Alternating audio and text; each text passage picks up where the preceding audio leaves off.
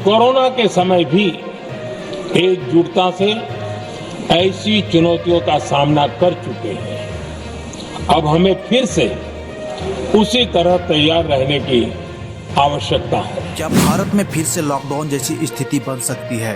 प्रधानमंत्री ने संसद में ऐसा क्या कहा कि पूरे देश में चर्चा शुरू हो गई? और क्यों मिडिल ईस्ट का युद्ध भारत की रोजमर्रा की जिंदगी पर असर डाल सकता है? आज आपको पूरा सच तथ्यों के साथ बताएंगे, अंत तक जरूर देखिए। नमस्कार दोस्तों, जी हाँ, आपने थंबनेल बिल्कुल सही देखा। सवाल बड़ा है, क्या भारत में फिर से लॉकडाउन जैसी स्थिति बन सकती है? फिलहाल सरकार की तरफ से ऐसी कोई आधिकारिक फैसला नहीं आया है, लेकिन एक बात जरूर है, प्रधानमंत्री के हालिया संसद भाषण के बाद यह चर्चा तेज हो गई है।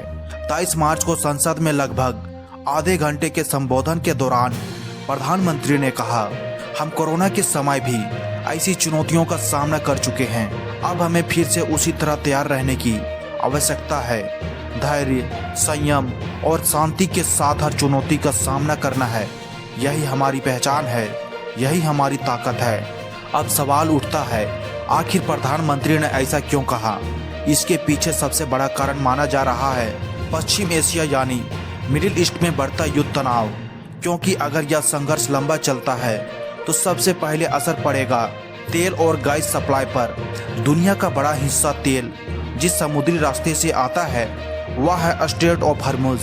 यही वह रास्ता है जहां से दुनिया का बड़ा हिस्सा क्रूड ऑयल गुजरता है। अगर इस क्षेत्र में सप्लाई बाधित होती है तो असर सिर्फ पेट्रोल डीजल तक सीमित नहीं रहेगा। एलपीजी, ट्रांसपोर्ट, बिजली, उद्योग, खेती सब प्रभावित हो सकते हैं।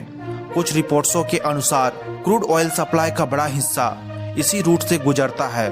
एलपीजी सप्लाई भी इसी क्षेत्र पर काफी निर्भर है। फर्टिलाइजर और इंडस्ट्रियल केमिकल्स भी प्रभावित हो सकते हैं। यही वजह है कि दुनिया के कई देशों ने पहले से एहतियाती कदम शुरू कर दिया है। उदाहरण के तौर पर श्रीलंका में फ्यूल लिमिट्स की चर्चा हुई, बांग्लादेश में बिजली बचत और फ्यूल्स कंट्रोल पर जोर बढ़ा, पाकिस्तान में वर्क फ्रॉम होम मॉडल पर बहस हुई।